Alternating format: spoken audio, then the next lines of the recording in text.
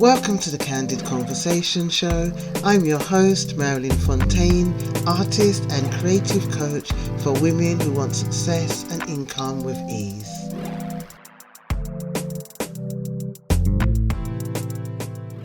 This is the Candid Conversations, episode 20. This is Marilyn Fontaine. Today, I'm going to talk about my journey. So today's episode is called Diary of an Urban Healer. I had recorded stuff, I can't remember what the other podcast was, but I literally just deleted it. It wasn't feeling good, and so this is the reason why you're getting this this podcast later than usual, literally a day late. And I'm out in my garden, so you may hear some noise, so it's real life. I just want to make sure that you can hear what I'm saying, but I catch the sun's rays, because being in the UK, you don't always get the good weather. So we have to embrace the sun. So I just wanted to talk about Diary of a Healer.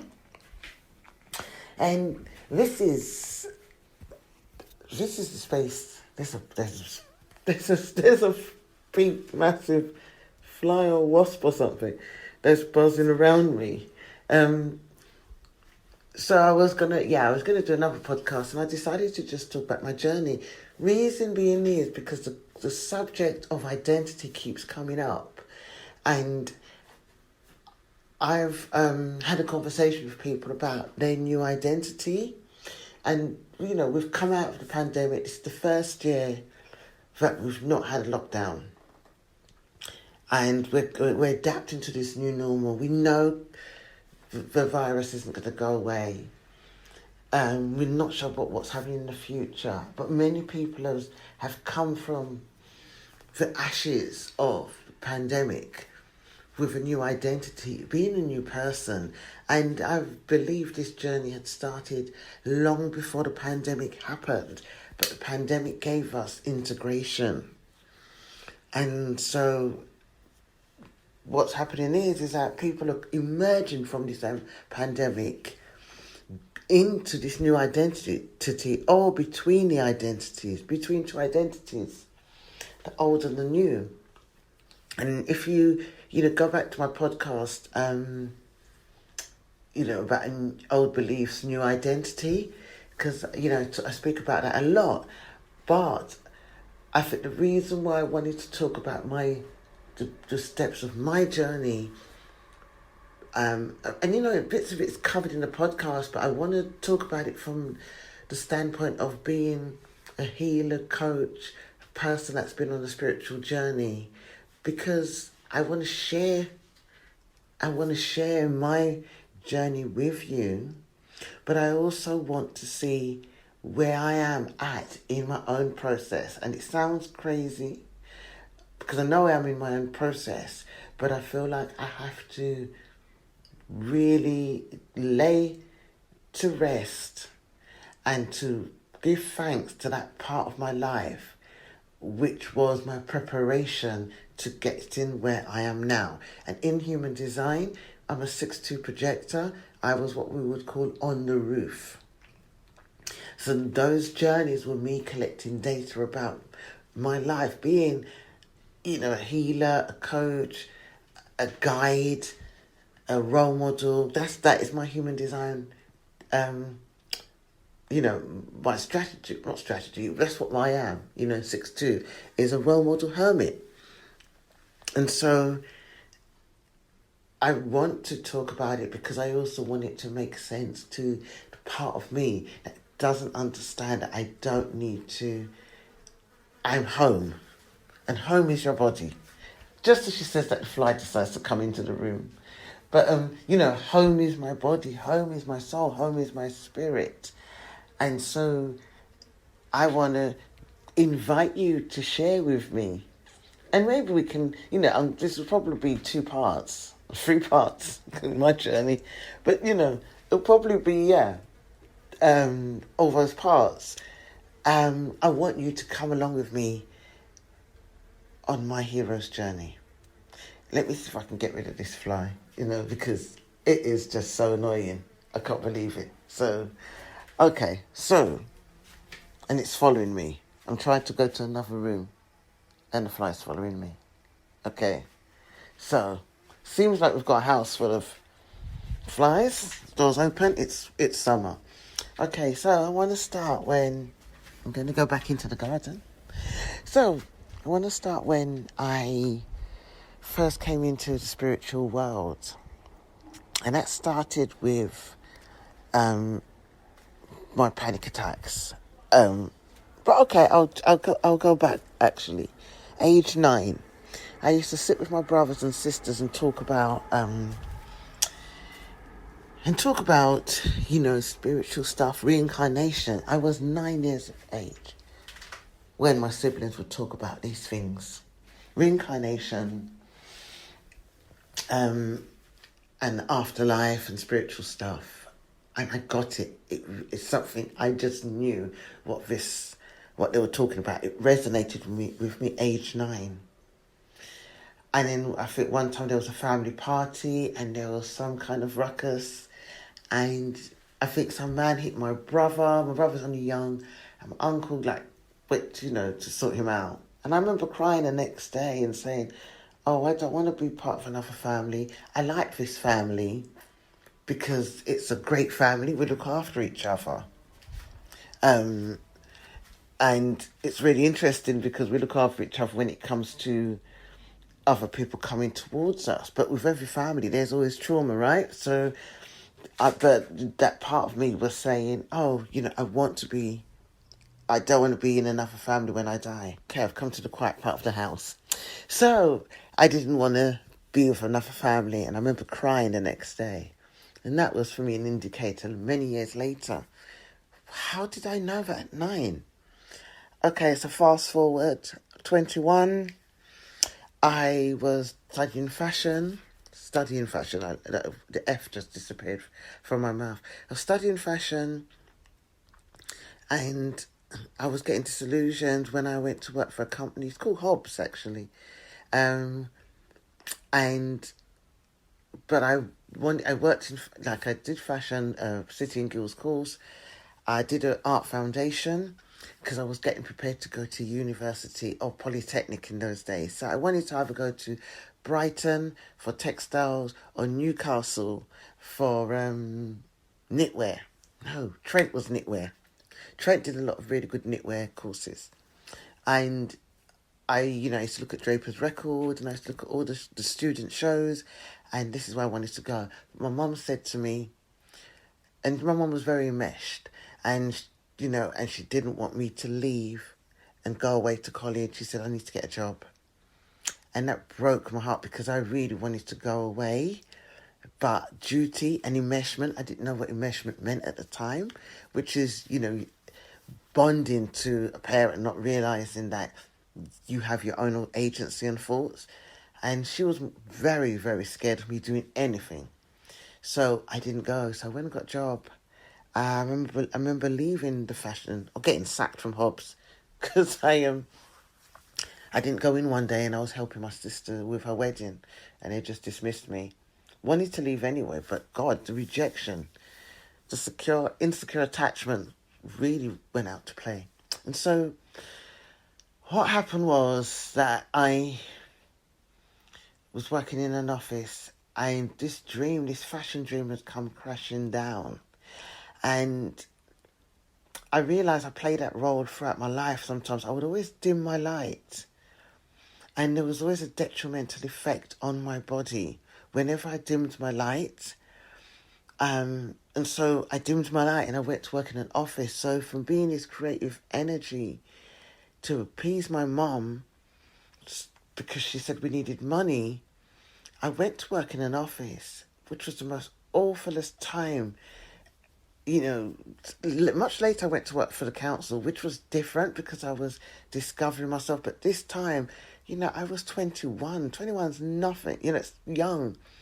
And I ended up having, roller disco. Everybody roller skates now. I've been roller skating since 21.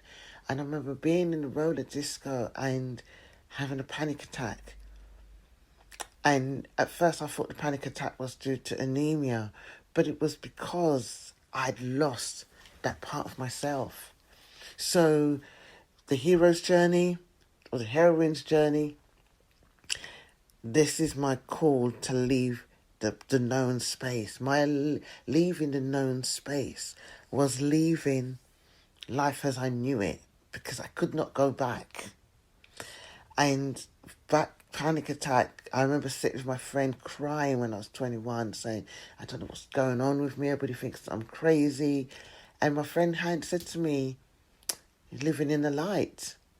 And I said, what do you mean? And she said, have to survive living in the light. You're losing your light, or something like that. Linda McNicholas, wherever are you? Where are you? You was instrumental in my spiritual journey. You was a catalyst. And she said, this book, Shakti Gawain, when I heard the name Shakti Gawain, something just went bang or ping inside my body, because I needed to know who was this Shakti. Not realising Shakti is energy. But, so I needed to know. And when she said, Karen Wheeler's song, and I loved Living in the Light, the song. It was one of my best songs. And, okay, tracking back, this is how the conversation started. I was feeling low. Linda took me out round Manor House near Finsbury Park. We was by a canal somewhere. Don't know where that is. I said, I love that song, Karen Wheeler, Living in the Light. And she said she was influenced by Shakti Gawain. That's what she said. She said, you need to read it to bring back your light, or something like that, she said. Something towards those words. So I went to the album. It was CDs at the time. Looked at the album, and Karen Wheeler had actually acknowledged Shakti Gawain. I needed to find this woman. Linda had the book. She said to me, get it. Because there was a bookshop in Oxford Street, Tottenham Court Road, called Silver Moon Bookshops. And it was opposite Foyles. Near where they do this... Yeah, I forgot that place. It's like a theatre where they do Cats, or Les Miserables. Les Miserables, or whatever it's called. I cannot pronounce, Anyway, back to the story. So I'm not sure if we wasn't ordering books online then. So I must have gone up to Silver Moon Bookshop, which was like a feminist bookshop, or I might have gone to Files, but I think I went to Silver Moon, or there's another one, which is more an occult bookshop. I didn't know. It was Silver Moon. So I'm telling you a history of personal development. If you're younger than 40-something, you wouldn't know about these bookshops. But if you are my age, 50-something, then you would definitely know. So Silver Moon, and got some other books. There was also Mysteries in Covent Garden as well. So, but Silver Moon got this book, and I read this book. For the time I read the first chapter, it changed my fucking life. Because here I was, panic attacks, not knowing what's happening. I've booked a hypnotherapist. I've booked somebody who does biofeedback to get rid of these panic attacks. I was doing all these kind of things. I wasn't being patient, and I didn't know what the hell I was doing. Panic attacks wasn't well known then. I would go to raves, I would go out, and I would be breathing, and nobody would know I'd be having a panic attack, because I didn't want to be ridiculed, or I didn't want to make me feel different. So I pretended. So going to Africa Centre, Soul to Soul, some warehouse parties, I would be fine, but I was still having an anxiety state. Still had it during all those times. I'm even in the Soul to Soul video, fair play. I think the panic attacks might have gone by then. But it was just all around the times I remember still having some panic attacks and hiding it. So I get the book, it changed my life, and it takes me on this journey. And I think what stopped the panic attacks, really weirdly, I got a boyfriend. The first guy I ended up moving in with, his name was Robert. And because this guy gave me so much care and attention and safety at the time, it just went. But before that, my discovery of myself started to happen. So I started to understand and realize that how I was brought up, something in my home environment had impacted how I was living my life. And, our family was very dysfunctional because we went through a lot, like most families in the 80s, especially racism, not earning so much money, parents working shift, not being able to, just be there. So at the time I didn't realise what was, what was going on in the family because I thought it was normal. And so it took me on a personal development journey. At the time, me and the partner, we ended up finishing, and I had to flee from domestic violence. It only happened once, and I never went back after that. But once was enough, and I got the place I'm in now. I've been here for so long, but I've realised it was a place of safety. So I was able to continue that journey, and I decided I was working for the council. By this time I was working for the council. And I'd have really nice cars, we'd go on holidays and do all the things, but something wasn't quite right. And I remember being in this relationship that I went in just because it was to have somebody there. And the person had quite a bit of money, it was quite nice, going to nice restaurants, but I was so unhappy. I was so bored, and it's not relating to that person. Well, no, it's not. I realised I was not being myself. With the ex-partner, I was able to still make clothes. I was able to create a curtain making business.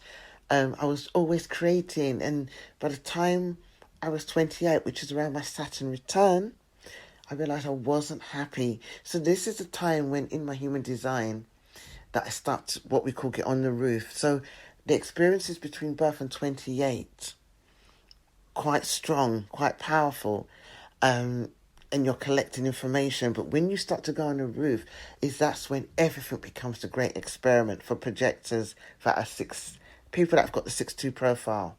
I might be wrong, but I'm sure it is. So you can be projectors, manifestors, and all the other stuff. I will do a podcast on human design because it just is amazing. And so all my experiences, my parents breaking up when I was 12, 13, having depression at that time, not realising what that was, realising I was a sensitive, coming from dysfunction and normalising being in a space where emotional physical violence was normalised. So I'm finding this home is my safe place, but then I'm not emotionally safe because I'm in a relationship that I'm not happy in. And so during this time, it pulls me to study. So I start to do a beauty course. No, I'll go to get my nails done. And when I get my nails done, I realise the tutor that's teaching me, it's a 2-day nail course, is having so much fun. And I go home and say to my sister Jackie, I really want to be where she is. I want to have that joy. Getting up in the morning, I want to have that joy. I don't understand why in this life we have to get up and be so miserable when we know that there's a place of joy. I experienced it when I was doing my art course and fashion, and how wonderful, those just getting up and creating was, that beautiful ecstatic feeling. So why do I need to be in a 9-to-5 job where it's not, I'm getting up, I'm not happy? And then I see this woman and it just switches this light on again. And that's when I go and do a beauty course in the evening. I'm working 9-to-5, I do a beauty course in the evening. And then while I do a beauty course, I go on to aromatherapy. And that's where I meet my first mentor. And her name is Lena, she's teaching massage. And at the time I joined a women's health program as a committee member. So that's how I meet Mandy, who's into fashion and really fun, and she's studying homeopathy. And so we form a Celestine Prophecy study group. And every week it's in either Lynn's house or my house. And we go through the 7 levels of the Celestine Prophecy. So that was really good. And I used to go to Lynn's house and she'll talk about her journey, her recovering from cancer and her leaving her life behind and starting a new life. And it was just all of us trying to find out where we were spiritually. And it was about, I used to go to Mind, Body, Spirit. I ended up meeting Shakti Gawain, doing her workshop, her signing my book. And just being able to live life and really enjoy, expressing what's happening for me and learning these new modalities, like learning about Reiki. At this time, I hadn't started with Bliss, because that's going to be for next week. But I hadn't started working in the clinic in Portobello Road. But before that, I was learning myself. I was realising the relationship I was in wasn't working. This man wasn't honouring me. And it was just not a nourishing relationship. It was a convenient relationship. I was able to study and have some emotional support. The good thing about this guy is that his mindset was like very sharp. Like, don't take it on, do this. So he was really good in that way. And he had a business. So he really helped me create a more professional mind in my business. But emotionally, he wasn't honouring me. He had his own stuff to go through, and I realised that we were just a mirror for what was going on. And it was also a model for me how not to be in a relationship with someone that doesn't honour you. Life is too short. Well, life is long as it's short. But it was part of my learning, being on the roof in human design, learning, gathering experiences. Because before him, in between the guy that had left, there was somebody else that I was seeing. And it was a situationship. And again, that was me trying to people please, trying to be accommodating, and just thinking that I didn't have a choice of being with somebody. I just had to be what they wanted me to be. So these were like learnings that I was gathering along the way. But this was my time with myself. So I started to learn. I was doing beauty. I was doing clients in the evening. I was learning about the body systems. And it just made me alive. Because I found a foundation of working on myself plus helping other people. And the beauty was fine and it was fun, because with beauty enabled me to start teaching. So I started to teach a training course, but learning the massage and aromatherapy, and then learning about the spirituality of the plants. I remember one time speaking with my sister-in-law, Claire, and when she was burning lavender, and I said, "Oh, lavender," and she said, "Yeah, it helps. If there's an argument, it makes you feel better." And I didn't understand what that was about. I knew my mum used to do certain things and have red lavender in the house, but didn't understand the power of aromatherapy. So by the time I started to study it, it blew my mind, especially when I would go to Mind, Body, Spirit and you'd listen to all these people speak. It just made me open up and think, my God, what is this? So this was 1998, 1999. I'm thinking, that's what I'm thinking. I'm sure I did my beauty therapy around that time. So, I was well into my 30s then. And I just, worked for the Women's Health Centre. I just felt really connected and my hair was relaxed. So I went for this identity shift. Started to go natural. Hadn't created my locks yet, but started to go natural, and let my hair just grow out. So I used to have this curly afro, and started to wear turquoise jewellery. I was drawn to turquoise, which is change and transformation. So the modalities I was having at the time was colour healing, and crystal healing. I studied I was learning about colour, but I didn't become a colour practitioner. That took months, like years. It was literally 3 or 4 years. So I did massage. I did Indian head massage. Studied Reiki. Myself, I was having some counselling, on and off, and then I was having colour healing. I would go to this woman every month called Cleo in Shepherd's Bush. I would have this spectrum light healing and crystals. I would be at most mind, body, spirit. I would do a lot of workshops. I would do shamanic healing. I would be doing sound healing. I did an Osho healing meditation. I remember having trouble at work. I remember, what else did I do? I did Anna's Goddess Workshop. That came much later. I'll talk about the Goddess Workshop next episode. I remember seeing this guy who was an astrologer. And he was talking and he brought up stuff. He was reading cards. First time I'd seen tarot cards.